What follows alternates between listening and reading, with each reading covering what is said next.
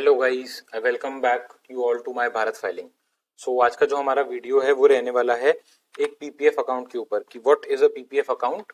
और इसकी आज के वीडियो में हम सारी डिटेल्स जो है वो डिस्कस करेंगे और देखेंगे आप कैसे पीपीएफ में इन्वेस्ट कर सकते हैं, कब आप लोग विड्रॉल कर सकते हैं और क्या इसका इनकम टैक्स के अंडर ट्रीटमेंट रहेगा। तो पीपीएफ ना एक बहुत ही वाइडली यूज्ड और वाइडली स्प्रेड एक स्कीम है इन्वेस्टमेंट की। तो आप हर एक फैमिली के पास एक एक पीपीएफ अकाउंट होगा और हम रिकमेंड करते हैं कि एक पीपीएफ अकाउंट आपके पास होना भी चाहिए। ये एक लॉन्ग टर्म वेल्थ क्रिएशन का अकाउंट है जिसमें कि आप 15 साल तक पैसा जमा कर सकते हैं और गवर्नमेंट हर 3 महीने में इसका रेट जो है रिवाइज करती है, तो जिससे एक लॉन्ग टर्म वेल्थ आपको अच्छा अमाउंट एक काफी मिलता है। लॉन्ग टर्म इन्वेस्टमेंट ऑप्शन है और जो इंटरेस्ट वगैरह है वो उस पर कुछ भी टैक्स नहीं लगता है। एग्जेम्प्ट एग्जेम्प्ट एग्जेम्प्ट कैटेगरी का प्रोडक्ट है।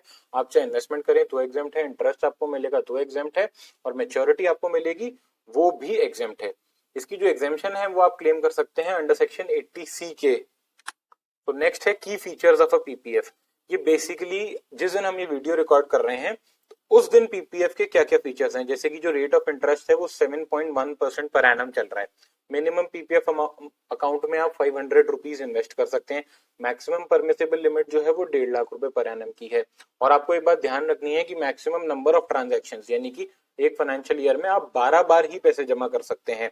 चाहे 1.5 लाख को आप 12 बार में जमा कीजिए या एक बार में जमा कीजिए, but maximum allowable limit is 12 times in a year.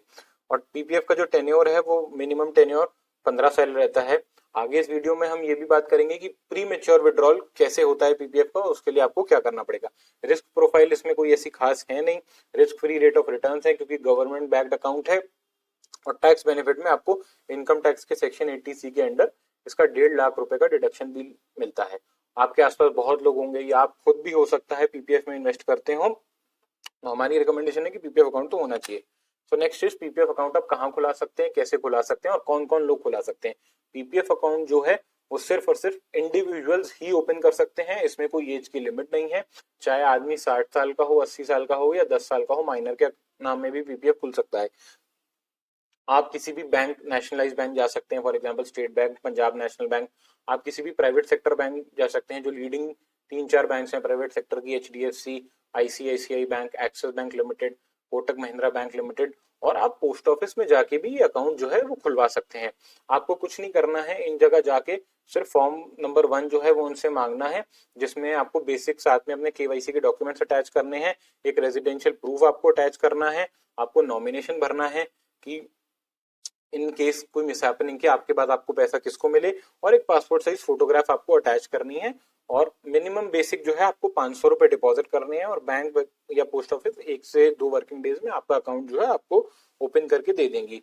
और अब डिजिटलाइजेशन के बाद आप अकाउंट घर बैठे भी ओपन कर सकते हैं ऑनलाइन बैंकिंग के थ्रू। यानी कि आप एसबीआई की वेबसाइट पे जाके भी अकाउंट ओपन कर सकते हैं, एक्सिस बैंक की, एचडीएफसी बैंक की, कोटक बैंक की, आईसीआईसीआई बैंक की, किसी की भी वेबसाइट पे जाके भी आप ये पीपीएफ अकाउंट ओपन कर सकते हैं। Loan against PPF. पीपीएफ जैसा कि आपको पता है एक लॉन्ग टर्म वेल्थ क्रिएशन का प्रोडक्ट है और फाइनेंशियल इमरजेंसी कभी भी आ सकती है, तो उसके लिए गवर्नमेंट ने इसमें लोन की फैसिलिटी भी आपको ऑफर करी हुई है। लोन जो है वो 3rd ईयर और 6th ईयर में ही मिलेगा। मैक्सिमम टेन्योर जो है लोन का 36 महीने रहेगा।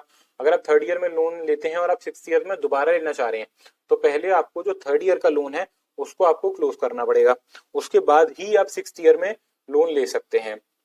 और मैक्सिमम जो है 25% आप ले सकते हैं। फॉर एग्जाम्पल आपने 3 साल में टोटल 5 लाख अमाउंट है आपके पास, मान लीजिए आपने 1.5 लाख जमा किया प्लस ब्याज व्याज लगा के आपके पास 5 लाख का अमाउंट है, तो मैक्सिमम आप 1,25,000 रुपए ही ले सकते हैं, यानी कि 25% ही आप ले सकते हैं। और सेकंड लोन आप तब ले सकते हैं जब आपने फर्स्ट लोन अगर लिया है उसका रिपेमेंट आपने पूरी तरीके से कर दिया है। तो नेक्स्ट टॉपिक हमारा रहेगा पीपीएफ अमाउंट जो है वो आपका विड्रॉल कब होगा। जो पीपीएफ अकाउंट है वो 15 साल का अकाउंट है। 15 साल चलेगा, आप पैसा डालें, गवर्नमेंट जो है हर 3 महीने में रेट रिवाइज करेगी और आपको इंटरेस्ट जो है फाइनेंशियल ईयर के एंड में देगी, यानी कि 31 मार्च को, हर फाइनेंशियल ईयर के 31 मार्च को आपको पीपीएफ में ब्याज दिया जाएगा पूरे साल का। हाँ, एक चीज और ध्यान रखनी है, अगर आप अप्रैल में पैसा डालते हैं तो आप कोशिश कीजिएगा 1 अप्रैल से 5 अप्रैल के बीच में पैसा डालें।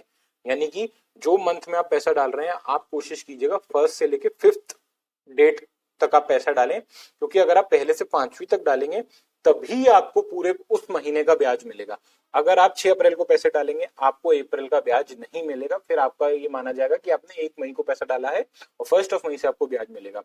तो हम ये कहेंगे कि अगर आप किसी महीने पैसे डालते हैं तो 1 से 5 तारीख के बीच में डालें, उसमें आपका मैक्सिमम बेनिफिट है। 15 साल के बाद आप जाके अकाउंट क्लोज करा सकते हैं, जो भी आपका ब्याज है, प्रिंसिपल है, सारा आपको दे दिया जाएगा और अकाउंट जो है क्लोज हो जाएगा। पार्शियल विड्रॉल भी पीपीएफ में अलाउेबल है। पार्शियल विड्रॉल जो है वो 7 से होगा, यानी कि जब आपके पीपीएफ अकाउंट को 6 साल पूरे हो जाएंगे उसके बाद, और जो अमाउंट है वो जितना आपका चौथे साल के एंड में बैलेंस था उसका 50%। यानी कि अगर हम टाइमलाइन पे देखें तो जो आप पीपीएफ अकाउंट से पहले तो 6 साल पूरे हो जाएंगे, उसके बाद पैसा निकाल सकते हैं। पैसा भी आप कितना निकाल सकते हैं, जो आपका पीपीएफ के चौथे साल में बैलेंस था उसका 50% आप निकाल सकते हैं, उससे ज्यादा जो है आप नहीं विड्रॉ कर सकते, और एक ही बार आप फाइनेंशियल ईयर में विड्रॉल जो है वो कर सकते हैं। So next is tax benefit of investing in PPF. जैसे कि मैंने वीडियो में पहले भी बताया, ये एग्जेम्प्ट कैटेगरी का प्रोडक्ट है, यानी कि अगर आप जब आपने इन्वेस्टमेंट किया आईटीसी के अंडर तब आपको 1.5 लाख का इन्वेस्टमेंट पूरा मिला, 1.5 लाख की छूट मिली। सेकेंड इज आपको 7.1% से जो करंट रेट चल रही है आपको ब्याज भी मिलेगा पीपीएफ में, वो भी इनकम टैक्स में एग्जेम्प्ट रहेगा, उस पर भी आपको कोई टैक्स देने की जरूरत नहीं है। आपने 15 साल अकाउंट चलाया, आपने एक अच्छी वेल्थ क्रिएट करी, फॉर एग्जांपल 20 लाख रुपीस की, 10 लाख की, जितनी भी करी, जब आप अकाउंट क्लोज करेंगे 15 साल की मैच्योरिटी के बाद आपको पूरा पैसा मिलेगा, उस पर भी आपको टैक्स नहीं लगेगा। सो पीपीएफ एक बहुत अच्छा ऑप्शन है। यहाँ पे एग्जेम्प्ट कैटेगरी में आप एक अच्छी वेल्थ जो है क्रिएट कर सकते हैं, तो ये अकाउंट होना ही चाहिए। Next is extension of a PPF account. अगर आप आज पीपीएफ अकाउंट खोलेंगे तो मैक्सिमम जो आपका अकाउंट खुलेगा वो 15 साल तक खुलेगा। 15 साल भी कैसे रहेगा, आपने मान लीजिए जिस फाइनेंशियल ईयर में अकाउंट खुलवाया है उस फाइनेंशियल ईयर के एंड से 15 साल तक, यानी कि अगर हम आज की बात करें, अगर आज हम 30 मई को अकाउंट खुलवाने जाते हैं तो जो हमारा पहला फाइनेंशियल ईयर एंड होगा वो होगा 31 मार्च 2024 में, तो वहां से 15 साल यानी कि 2039 तक मेरा अकाउंट चलेगा। 2039 के बाद या 15 साल खत्म होने के बाद मैं पीपीएफ को एक्सटेंड करा सकता हूं 5-5 साल के स्लैब्स में, यानी कि 16th टू 20th ईयर के लिए, फिर 21st टू 25th ईयर के लिए।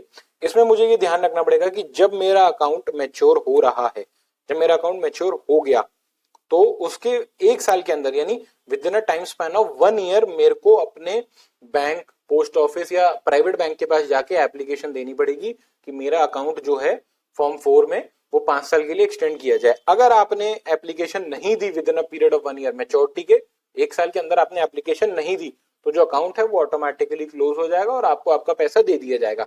सो बी श्योर, बी कॉन्फिडेंट कि अगर आपको बढ़ाना है तो 1 साल के अंदर ही आप जाके एप्लीकेशन दें और अपना अकाउंट जो है वो एक्सटेंड कराएं।